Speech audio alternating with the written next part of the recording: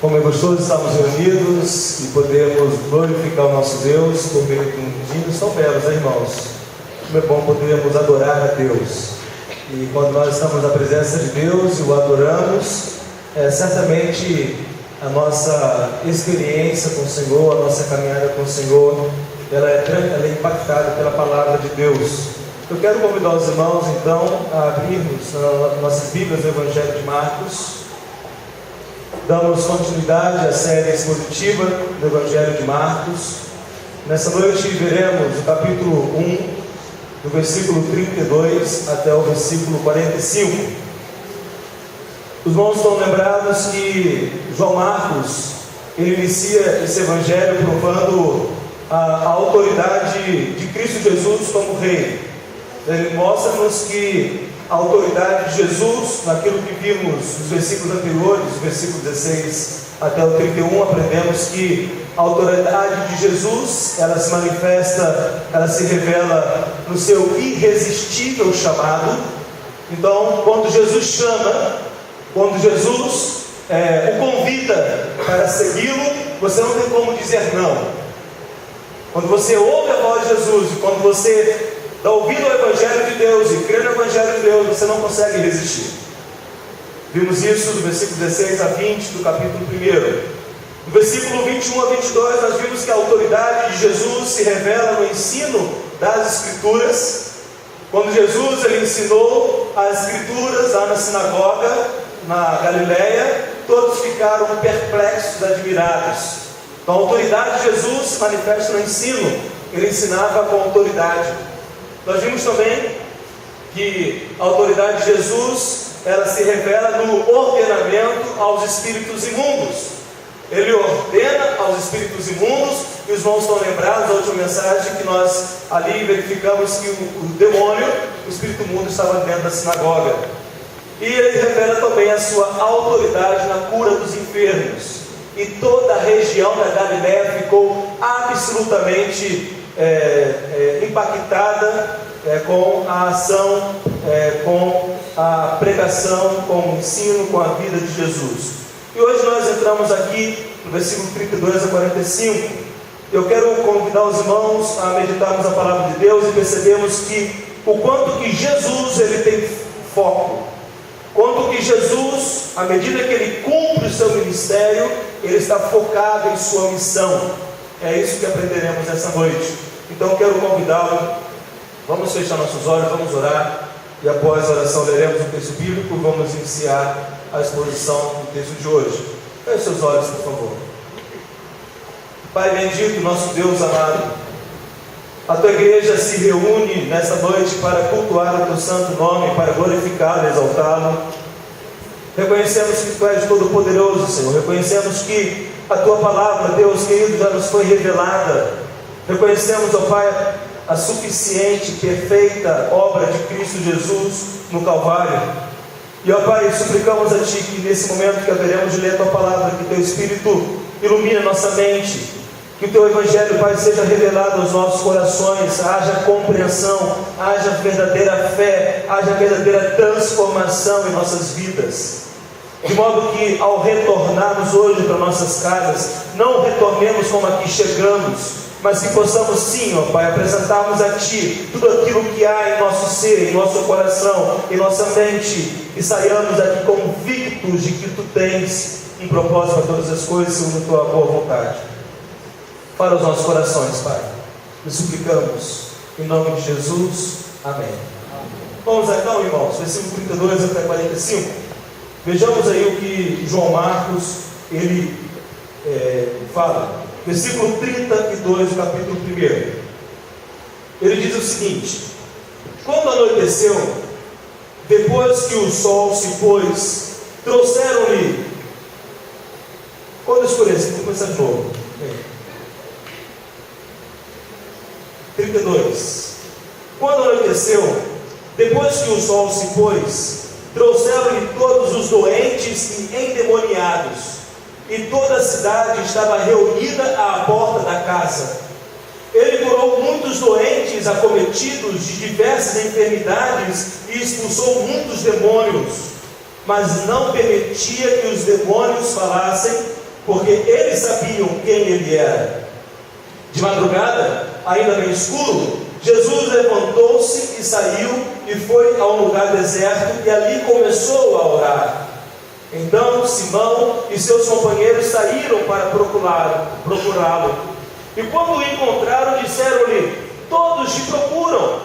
Jesus lhes respondeu: vamos a outros lugares, aos povoados vizinhos, para que também eu pregue ali, pois foi para isto que vim. Foi então por toda a Galiléia, pregando nas sinagogas deles e expulsando os demônios.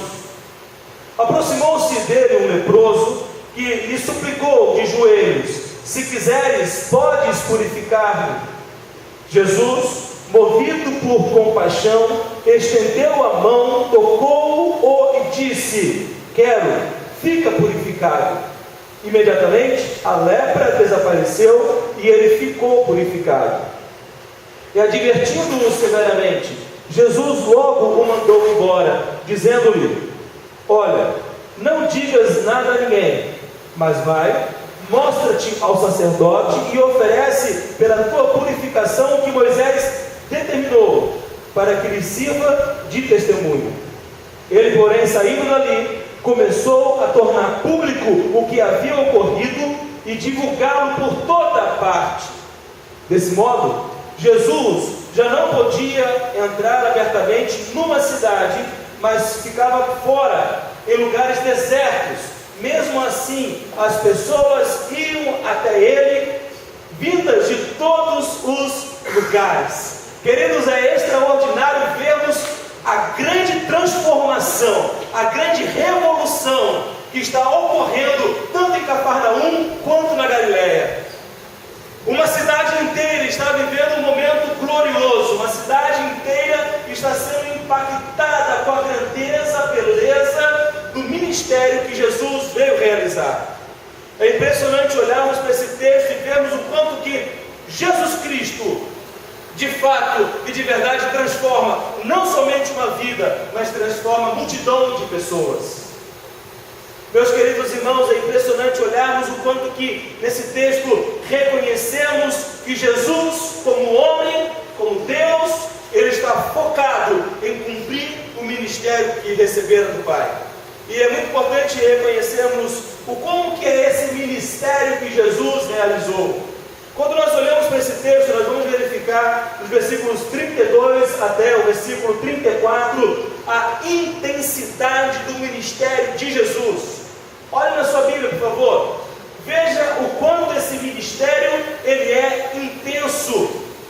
Versículo 32 nos mostra de maneira muito clara: quando anoiteceu, depois que o sol se pôs, trouxeram-lhe todos os doentes e endemoniados, e toda a cidade estava reunida à porta da casa, e ele curou muitos doentes acometidos de diversas enfermidades, e expulsou muitos demônios, mas não permitia que os demônios falassem, porque eles sabiam quem ele era.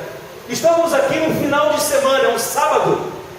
Interessante, Marcos ele registra que após o pôr do sol, e esse texto, meus queridos irmãos, é um final de semana que revolucionou, que transformou vidas.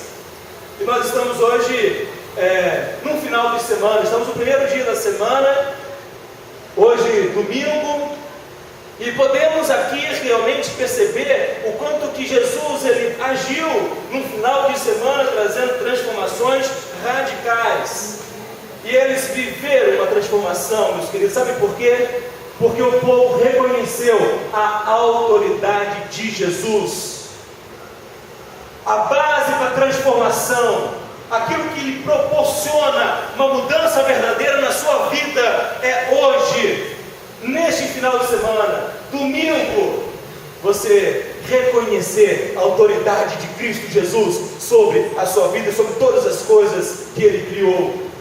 É impressionante percebermos o quanto que aquela cidade ela estava realmente sendo impactada. Quando nós olhamos no versículo 22, olha aí, no versículo 22, fala assim: e todos se maravilhavam com o seu ensino, porque os ensinava como quem tem autoridade e não como os escribas. O que temos é realmente pessoas que ficaram extasiadas, ficaram perplexas, ficaram profundamente impactadas com a autoridade de Jesus. Não somente no 22, mas também no 27, olha o 27. E todos se maravilhavam a ponto de perguntar entre si: o que é isto? Um ensino com autoridade? Ele ordena aos espíritos impuros e eles lhe obedecem. Meus queridos irmãos e irmãs, a intensidade do ministério de Jesus se revela no quanto que Ele está cumprindo a vontade do Pai, e o quanto que aqueles que são alcançados pela graça de Deus em Cristo Jesus ficam realmente admirados. Na sua vida, na sua história, na sua caminhada, qual tem sido o impacto que Jesus Cristo está trazendo? Como que o Evangelho de Deus está transformando a sua maneira de pensar? Como que o Evangelho de Cristo Jesus me faz olhar para o mundo e encarar o mundo com outro prisma, com outra ótica, em outra perspectiva? O que temos aqui não é somente uma pessoa, mas uma cidade inteira sendo realmente impactada por aquele judeu, por aquele homem que estava vivendo e ensinando como nenhum outro. É muito interessante observarmos que o versículo 32 e 33 nos apresenta que aguardou o pôr do sol. Uma sociedade majoritariamente de judeus, que o dia do sábado, o dia do descanso, o dia que não poderiam, que deveriam cumprir algumas exigências da lei, e havia uma série de restrições, então todos ansiosamente aguardavam o pôr do sol, o findar daquele dia, para irem à casa onde Jesus está, provavelmente a casa de Pedro. Meus queridos, e o versículo 34, ele nos mostra uma ênfase nos muitos. Observe, olhe na sua Bíblia, versículo 34, ele curou muitos doentes, acometidos de diversas enfermidades. Jesus não curou poucos ou alguns, mas ele curou a muitos. É impressionante reconhecermos o quanto que a humanidade, cada indivíduo tem anseio, tem necessidade da intervenção de Deus na sua vida.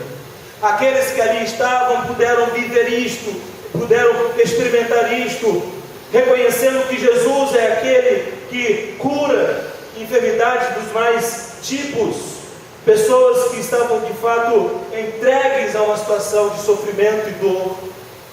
E não somente isso, o muito se refere aos enfermos, mas também se refere àqueles que estavam possuídos por demônios. Olhe novamente na sua Bíblia. Expulsou muitos demônios. Meus queridos, quantas pessoas vivem escravizadas e acorrentadas a demônios, a espíritos malignos, a ensinos, a perspectiva de vida, a um doutrinamento que conduz à morte. Nós precisamos reconhecer que quando Jesus Cristo ele é exaltado, quando Jesus Cristo ele é reconhecido, quando Jesus Cristo ele age, todos aqueles que reconhecem seu estado de enfermidade, todos aqueles que reconhecem seu estado de carência, o seu estado de absoluta incapacidade, são transformados. E aí você pode indagar: como então eu posso ser tocado por Jesus? Como então eu posso ser transformado por Jesus? Reconheça que você necessita dele. Reconheça que você carece da graça de Deus. E aí o texto continua a nos mostrar, João continua a escrever algo muito interessante, percebendo que Jesus ele nunca rejeitou socorrer a quem o clamou, aquele que o clamou. Jesus ele nunca rejeita aqueles que o buscam. E queridos irmãos e irmãs, não há dúvida alguma, João Marcos está mostrando que Jesus Cristo ele tem autoridade em todas as instâncias e esferas. Ele tem autoridade para curar, ele tem autoridade para expulsar demônios. E Cristo Jesus ele nunca falhou, ele nunca virou as costas para aquele que é arrependido, contrito, humilhado, o clamou por sua intervenção. Jesus nunca rejeita aquele que o busca. E aí, nós temos o seu amor, a sua compaixão que não falha. O amor e a compaixão de Jesus é estendido a todos que reconhecem: eu preciso de Jesus, eu preciso dele em minha vida. Jesus, ele curou a todos, as muitas pessoas que lhes eram trazidas, não importando a natureza de sua enfermidade. Como é gostoso, meus irmãos, reconhecermos isso. E sabe o que é mais especial? Compreendemos que João Marcos, ele escreve isso narrando a história de Jesus para cristãos lá do primeiro século, em torno do ano 60, que estavam sofrendo por causa das perseguições que o imperador Nero havia instaurado. Cristãos que estavam sendo mortos, devorados por leões, crucificados nas ruas de Roma. Cristãos que estavam sendo realmente passando por momentos de grande dor, mas eles estavam ouvindo do Evangelho, o Evangelho este que nessa noite anunciamos. Como é importante, meus queridos. E aí Marcos, ele vai dizer que Jesus não permitia que os demônios falassem. Novamente, repete-se isso. Vocês estão lembrados que na mensagem anterior isso também acontece. Por que Jesus, ele não permite que os demônios falassem? Algo, uma evidência muito clara, importante a ser reconhecida, era que a sua autoridade, ela se manifestava diante também aos espíritos imundos. Jesus, ele não aceitava o reconhecimento vindo de demônios que eram totalmente corruptos. Demônios, eles não tinham a permissão para interromper Jesus. Então, quando ele falava, eles se calavam. Meus queridos irmãos e irmãs, o quanto que a autoridade de Jesus, ela é inegável. O que você precisa hoje compreender na sua vida, o que eu, Rodrigo, preciso compreender é a autoridade de Jesus. A Ele me submeto, é nele que creio, é a Ele que sigo. Ele é o meu Senhor, Ele é o meu Deus, Ele é o meu Salvador, Ele é o meu Redentor. E é exatamente isso que permitia com que houvesse um grande impacto de transformação. Não há uma banalização do nome da pessoa, da história de Jesus. Meus queridos irmãos e irmãs, o que precisamos nessa noite realmente identificar é o que o ministério de Jesus, o ministério público de Jesus, ele é intenso e extremamente exaustivo. Para pensar o quanto que Jesus ele está agindo. Para pensar a intensidade. Pare para reconhecer o quanto que Jesus ele não para, ele não descansa, ele está o tempo todo servindo as pessoas. E aí tem algo muito interessante, porque quando nós reconhecemos a intensidade do ministério de Jesus, nós precisamos reconhecer algo belíssimo que somente o Evangelho de Deus nos traz. Enquanto que a religião, ela se estabelece como peso, o Evangelho é uma leveza. E aí nós temos a diferença entre o peso da religião e a leveza do Evangelho de Deus.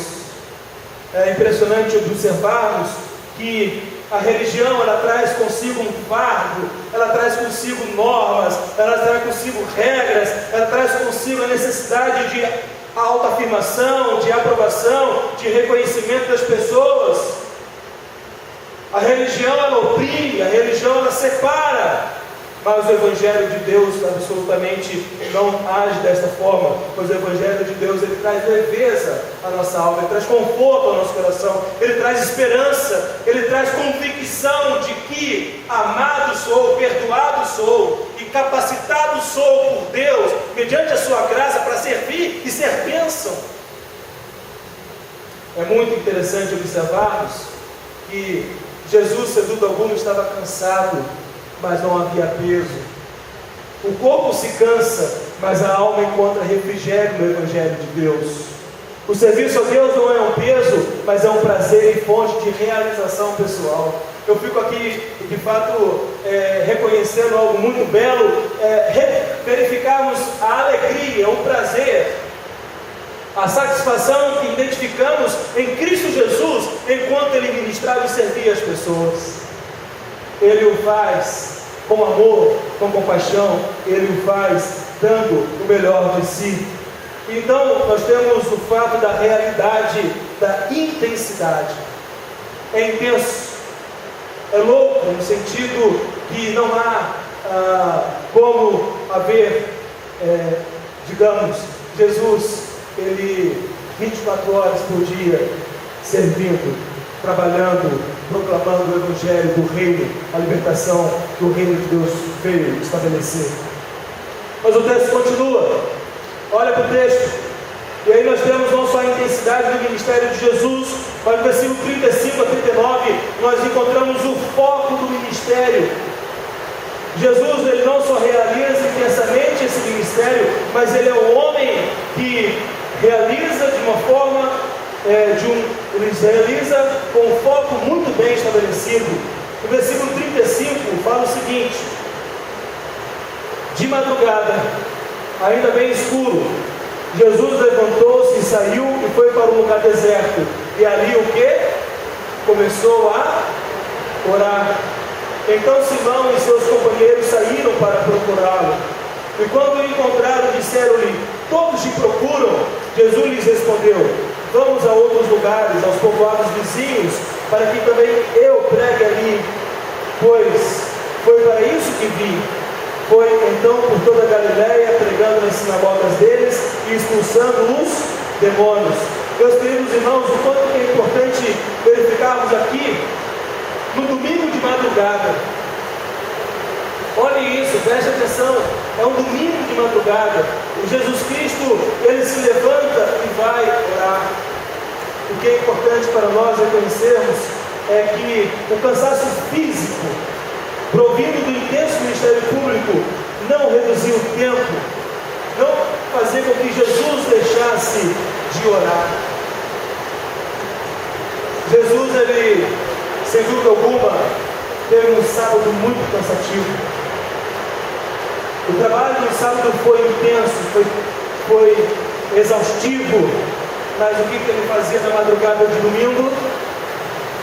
O que ele fazia na madrugada de domingo? Ele orava. Meus amados irmãos, o quanto é importante para nós reconhecermos o Senhor Jesus separando o seu tempo a sós com o Pai. O quanto é importante para nós essa noite reconhecermos que o Senhor Jesus, ele nunca negociou, ele nunca menosprezou o seu tempo de intimidade com o Pai. E os evangelhos, eles nos dão fartas referências do quanto que a oração era uma prioridade na vida de Jesus. Leia os evangelhos, o evangelho de Marcos, o evangelho de Lucas, o evangelho de João, o evangelho de Mateus, e você neste evangelho vai verificar que em todo momento Jesus, ele retirava-se, ele saía e ficava em oração, falando com o Pai. E é muito comum observarmos que ele fazia nas madrugadas. Amados irmãos, o quanto é importante para nós vermos isso.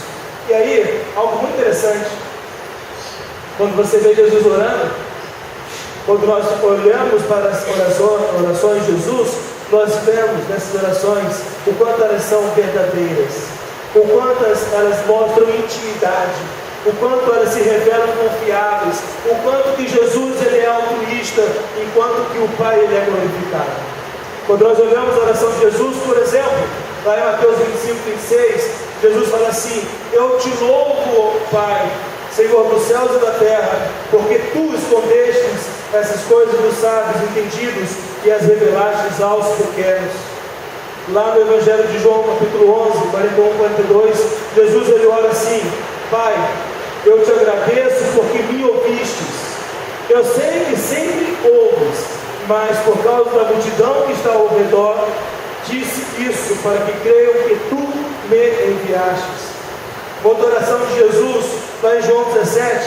E amados irmãos, quem aqui já leu o Evangelho de João capítulo 17? Levante a mão para saber. João 17. João 17 nós temos a oração sacerdotal de Jesus. É uma das orações mais belas da Bíblia. Nós, no ano passado, trabalhamos a oração sacerdotal de Jesus nas quartas-feiras e foi muito bacana.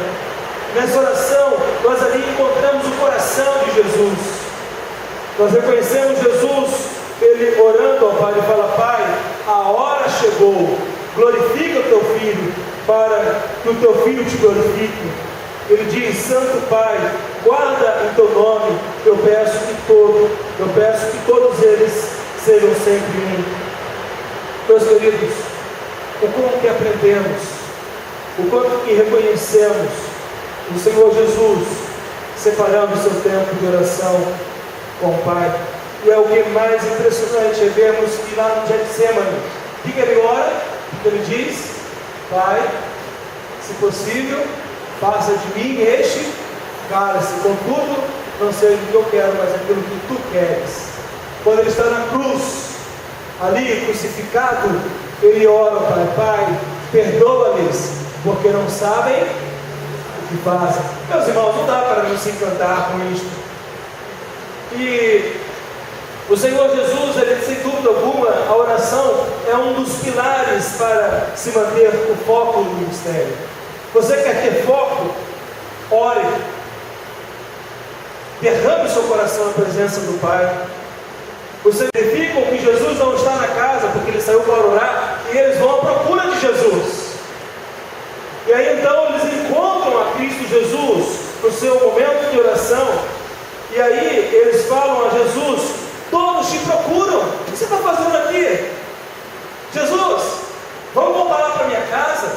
Vamos voltar lá para casa, porque tem mais um corredor de pessoas para serem curadas. Tem mais muitas pessoas precisando de ti. E aí, meus irmãos, não que Jesus tenha negado a curar essas pessoas, mas ele fala algo que é fantástico, que revela um foco do ministério. O que Jesus Cristo ele responde? Olha no versículo 38, Jesus lhes respondeu: vamos a outros lugares, aos povoados vizinhos, para que também eu pregue ali, pois foi para isso que vim. Meus amados irmãos, Jesus depois ele ia voltar para a Galiléia, para Cafarnaum. Ele voltou outras vezes. Ali ele passou mais parte do seu tempo no ministério, mas ele está ensinando algo muito precioso aos discípulos. Os discípulos até aqui, eles possuem uma visão míope do ministério. Os discípulos estão começando a seguir a Jesus no início da sua caminhada como discípulos do ministério público. Eles ainda têm muito a aprender, mas Jesus ele sabe perfeitamente para que veio. Jesus sabe perfeitamente para que ele estava aqui. Ele não tem dúvidas sobre o que ele deveria fazer. Ele não está preocupado em impressionar as pessoas. Ele está comprometido em cumprir a vontade do Pai. Jesus, ele não cai na sedução de ser o centro das atenções, mas ele vai, ele segue, ele avança, porque ele sabe para que veio, ele sabe qual é o seu ministério, ele sabe que haviam outras pessoas que careciam dele. Olha o 39, foi então por toda a Galiléia, pregando nas sinagogas deles e expulsando demônios. Aí é novamente aquilo que já vem sendo apresentado aos irmãos: a autoridade de Jesus nos ensina, não é? A autoridade de Jesus na palavra e a autoridade de Jesus diante dos espíritos imundos. Amados irmãos, o quanto que o foco no ministério é fundamental. E aí, para que Jesus veio? Jesus ele veio para pregar o Evangelho de Deus. Jesus Cristo ele veio para chamar pecadores ao arrependimento. A Galiléia, Cafarnaum, aquela região, viveu uma grande revolução e foi transformada, porque todos reconheceram a autoridade de Jesus. E aqueles que assim reconheceram, estes arrependeram-se, creram. E algo muito interessante a ser refletido aqui é que Jesus ele não veio para ser um curandeiro. É isso que Jesus está ensinando aos discípulos. Os discípulos estão achando que o ministério de Jesus até então consiste em curar pessoas, expulsar demônios. Jesus ele não vem para curar como razão fundamental do seu ministério, mas ele vem para anunciar o Evangelho da salvação. Sem dúvida alguma, Ele curou, tem autoridade para curar, e Ele cura ainda hoje aqueles que o clamam, que o suplicam, segundo o desígnio do Pai. Assim Ele é poderoso para fazê-lo, mas Jesus não é um curandeiro.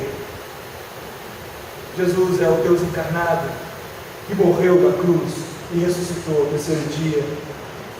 E aí nós temos o Senhor Jesus ensinando os discípulos: vamos para outros lugares, aos povoados vizinhos, para que também eu pregue ali, pois foi para isso que eu vim.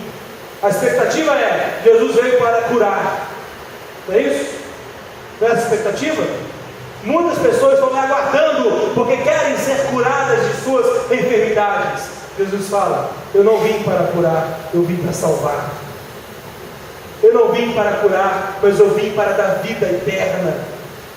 Eu vim para redimir o meu povo. Meus irmãos, o quanto isso é importante. O quanto é importante para nós reconhecermos que o ministério de Jesus não consiste nas coisas efêmeras da vida humana. Não consiste na transitoriedade da vida humana nessa terra. O ministério de Jesus, ele não é temporal, mas ele é para a eternidade. Como necessitamos desse consolo, reconhecermos o motivo para o qual o Senhor Jesus ele veio. E aí então no versículo 39, o que ele faz no versículo 39? Jesus ele está pregando o Evangelho nas, o quê? Aonde ele está pregando o Evangelho? Nas sinagogas. O que era a sinagoga, meus irmãos? A sinagoga era um prédio público onde judeus e gentios convertidos ao judaísmo se reuniam para estudar a lei de Deus. A sinagoga era o local onde os judeus e os prosélitos, gentios que seguiam o judaísmo, se reuniam para ler a Torá, ler os escritos, ler os profetas. Ali eles prestavam culto a Deus. Ali havia um momento de ações de graças, lia-se os profetas, lia-se os livros históricos, e um judeu habilitado ia e ensinava. É como um culto, era um culto. E aí então Jesus ele está na sinagoga ensinando e pregando. E quando a lei de Deus era pregada corretamente, quando se expunha a palavra de Deus, o povo se alegrava, o povo era abençoado, porque a palavra de Deus estava sendo dita, a sede do coração humano, por aquilo que só Deus pode saciar, estava sendo derramado. Então o que nós encontramos é que Jesus e os apóstolos, eles utilizavam intensamente as sinagogas para pregar. Vocês se lembram disso? Não se lembram? Olha o livro de Atos. Qual a estratégia de plantação de igreja do apóstolo Paulo? Primeiro ele ia às sinagogas. Primeiro era anunciar o evangelho aos judeus e depois a todos os gentios. Jesus e os apóstolos, Pedro, João, Paulo e todos os demais, sem dúvida alguma, usaram as sinagogas para pregar o evangelho. E aí nós temos um dado muito interessante, queridos irmãos. E eu não sabia disso, soube quando estava estudando o livro, o comentário bíblico de William Hendricks. William Hendricks, um grande comentarista bíblico, ele vai trazer uma informação que eu fiquei admirado. Os arqueólogos, em suas escavações, eles identificaram algo muito interessante. A frente das sinagogas, de todas as sinagogas, era direcionada a Jerusalém. Sabiam disso? As sinagogas, a sua frente era em direção a Jerusalém. E aí o William Hendricks vai dizer o seguinte, ele diz o seguinte: como claramente indicam as ruínas, as sinagogas ficavam de frente para Jerusalém, isto é, eram construídas de tal maneira que o pregador, quando se dirigia à audiência, e também a pessoa que ao término do culto deixava a sinagoga, ficava olhando em direção à cidade santa. Imagine, eu estou aqui pregando a palavra de Deus aos irmãos, e à minha frente, a ideia é essa: Jerusalém está nessa direção. E quando nós saímos e todos saem em direção a Jerusalém. E aí, William Hendricks ele fala o seguinte: desse modo as sinagogas da Galileia olhavam para o sul, as do leste do Jordão olhavam para o oeste, e as do sul de Jerusalém para o norte, e as do oeste olhavam para o leste. E aí ele vai dizer algo fantástico. O que isso significou para Jesus foi que em qualquer sinagoga que ele pregasse, ele estava sempre, enquanto estivesse falando, olhando para o lugar que seria crucificado. Enquanto Cristo ele realizou o seu ministério pregando nas sinagogas, ele olhava e ele sabia que lá à frente, lá em Jerusalém, lá no Calvário, lá no monte, ele seria crucificado. Meus amados irmãos, o quanto que é importante para nós reconhecermos que Jesus Cristo, em todo o seu ministério, ele tem consciência de que o seu alvo é a cruz. Em todo o seu ministério, ele sabe que ele está caminhando para ser crucificado. E tudo quanto ele ensina, e aí, por enquanto, Marcos não vai dar essa ênfase, mas a partir do capítulo 8, Marcos vai falar sobre isso. Até agora, Marcos ele quer fundamentar a autoridade de Jesus. O quanto para nós é importante hoje reconhecermos que a obra de Cristo na cruz, ela foi completa, foi perfeita. O quanto que para nós é importante reconhecermos aquilo que Paulo diz: estou crucificado com Cristo.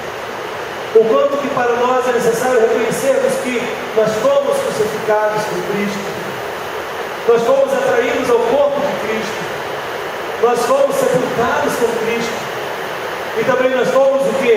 Ressurretos com Cristo. Paulo fala: se Cristo não ressuscitou, inútil é a nossa fé. Jesus ele deu um foco. Qual é o foco de Cristo? Pregar o Evangelho do Reino. Qual é o foco de Cristo? A cruz, a sua morte, a sua expiação, a sua obra salvífica. E aí então, nós temos o Senhor Jesus pregando o Evangelho, e o texto também continua a nos mostrar que não somente isso, mas também ele expulsa demônios. O foco é pregar o Evangelho, e a operação de milagres da expulsão de demônios eram sinais de sua autoridade. Todos ficavam maravilhados, admirados. O foco do ministério de Jesus é, portanto, ter intimidade com o e pregar o seu Evangelho. Agora, vamos parar e pensar um pouco nós hoje, diante de todas as verdades. Meus queridos, qual deve ser o nosso foco? O quanto que nós necessitamos ter intimidade com Deus, orar ao Senhor, crermos no poder de Deus, crermos que o nosso Deus, a quem adoramos, a quem invocamos, a quem glorificamos é o mesmo, crermos que Deus ainda hoje opera milagres para a glória de seu nome, crermos que para cumprir o propósito da expansão do Evangelho, Deus faz tudo aquilo que é necessário para a glória dele. E aí então nós temos a continuação do texto, o resultado do ministério, versículo 40 a 45. O que acontece aqui, meus irmãos? A fama de Jesus é conhecida por todos. A Galileia está vivendo um momento de grande revolução. Os galileus estão reconhecendo que o Messias está ali, a autoridade de Jesus está sendo manifesta. O que acontece? Quem se aproxima dele? Um leproso. E aqui nós temos algo muito interessante. O homem que era leproso, o homem que tinha lepra, ele era escória da sociedade. Ele não podia conviver com as outras pessoas. E o que nós reconhecemos é que à medida que Jesus realiza o seu ministério público, as pessoas são atraídas a Jesus. E quem é atraído a Jesus reconhece que ele é a única esperança. Esse leproso reconheceu que Jesus era a única esperança da vida dele, porque como leproso, ele era posto de lado. Ele não podia conviver na sociedade, porque a lepra poderia ser transmitida a outras pessoas. Como leproso, ele vivia recluso, vivia afastado. E aí, esse leproso, ele fala: se queres, podes purificar-me. O que é isso, irmãos? Ele reconhece a autoridade de Jesus. Ele sabe que se Jesus quiser, Ele pode curar. Ele sabe quem é Jesus. Ele fala: Senhor, se Tu quiseres, Tu podes me curar. E Jesus fala o que para ele? Eu quero, fica livre. Meus amados irmãos, Jesus jamais rejeitou aquele que o buscou. Aquele homem leproso, ele foi curado. Versículo 42 diz: imediatamente a lepra desapareceu e ele ficou purificado. Nós sabemos que uma pessoa que tem lepra, hanseníase, no estágio avançado, a sua orelha cai, a extremidade do seu corpo, não é? Os dedos começam a cair, o nariz, ele cai. A pessoa que tem lepra, ela entra num estado de degeneração, de decomposição, perde a sensibilidade. E o texto nos diz que imediatamente ele ficou curado. Não sabemos em que estágio estava essa lepra, mas para que Marcos dissesse que imediatamente ficou curado, alguma coisa visível aconteceu. Não sabemos, o texto não nos diz isso, mas imaginemos que uma orelha tenha caído e ela ainda volta. Imagine que o dedo tenha caído e esse dedo é refeito. É isso que o texto está nos mostrando imediatamente, de modo tal que essa cura realizada por Jesus Cristo, Jesus ele não somente cura da lepra, mas Jesus ele quer o quê? Torná-lo novamente um cidadão que pudesse viver em comunidade, viver na sociedade. Por isso que Jesus dá essa instrução, versículo 44, olha na sua Bíblia, dizendo-lhe: olha, não digas nada a ninguém, mas vai mostra-te ao sacerdote e oferece pela tua purificação que Moisés determinou, para que lhe sirva de testemunho. Por que Jesus fala isso para ele? Jesus ele quer que ele volte para a vida comum, a vida em sociedade, e não viva mais recluso. Jesus quer restabelecer a sua dignidade como homem, a sua dignidade como cidadão. Jesus não somente o cura da lepra, mas deseja que ele seja restabelecido na vida social, que ele resgate a dignidade da vida. Meus amados irmãos, enquanto isso é belo, o maior milagre que Jesus pode realizar na nossa vida é o perdão de nossos pecados e a salvação eterna. Temos a convicção de que quando morrermos estaremos com o Senhor na glória. Não há milagre maior do que este. Não há maior milagre do que nascermos mortos, separados de Deus, nascemos condenados ao inferno, nascemos merecendo a condenação, mas quando o Evangelho anunciado, o Espírito de Deus nos regenera. A regeneração não há maior milagre do que este. Sermos adotados como filhos de Deus. Não há maior milagre do que sabermos que nosso velho homem foi crucificado com Cristo. Não somos mais escravos do pecado. Não há maior milagre do que este. O milagre da salvação, do perdão. E aí então aquele homem, ele olha para si e se vê curado. O que ele faz? O que ele faz? Ele vai para o sacerdote? Ele vai. Mas o que ele faz até chegar lá? O que ele faz até chegar lá? Ele sai radiante, ele sai cheio de alegria, ele sai feliz, ele sai dizendo a todos: vejam o que aconteceu comigo, Jesus me curou. Ele, porém, saindo dali, começou a tornar público o que havia ocorrido e divulgá-lo por toda parte. Sem dúvida alguma, aquele homem foi restabelecido na vida social, mas ele o fez glorificando a Deus, adorando a Deus. Ele cumpriu a palavra de Jesus. E aí, meus queridos, olha o final do versículo. Desse modo, Jesus já não podia entrar abertamente numa cidade, mas ficava fora, em lugares desertos. Mesmo assim, as pessoas iam até ele, vindas de todos os lugares. Então, o que nós temos aqui é a fama do Senhor Jesus sendo intensamente conhecida em todos os lugares, e as pessoas iam procurar, as pessoas necessitavam do Senhor Jesus. você reconhece que necessita do Senhor Jesus? E você já teve essa alegria, esse prazer de ter um encontro pessoal com Cristo por meio da fé, crendo na palavra de Deus? Você já tem esse prazer de reconhecer Jesus como Deus encarnado, como seu Salvador, reconhecer a sua autoridade quando chama, reconhecer a sua autoridade quando ensina, diante dos espíritos malignos e quando cura? Meus queridos irmãos e irmãs, o resultado do ministério do Senhor Jesus é o louvor da glória de Deus. Não seja um incrédulo, mas creia no fim. Confie que quando nós clamamos ao Senhor Jesus, Ele ouve o nosso clamor, Ele nos socorre, Ele nos dá a segurança da vida eterna, Ele nos dá graça para suportarmos as aflições, Ele nos dá força para suportarmos as lutas. Ele nos fala: no mundo vocês vão passar por aflições, mas tenham de bom ânimo, porque eu venci o mundo. Por que Jesus realizou tantos sinais em seu ministério? Porque tantos enfermos foram curados, milagres inimagináveis foram feitos.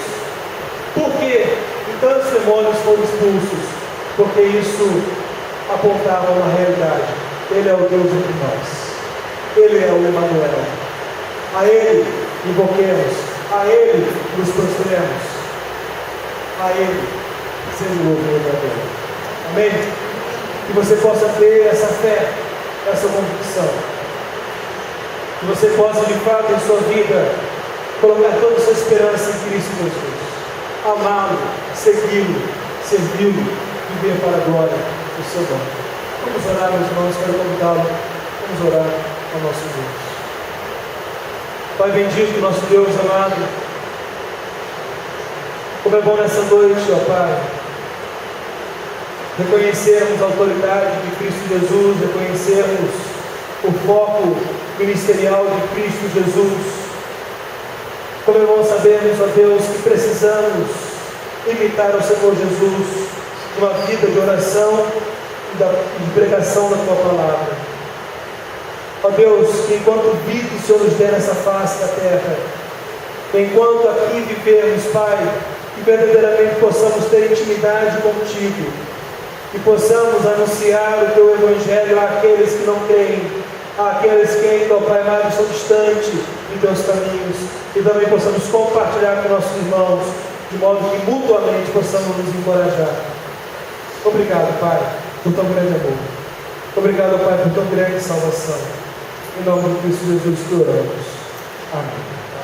Amém, meus irmãos. Vamos louvar o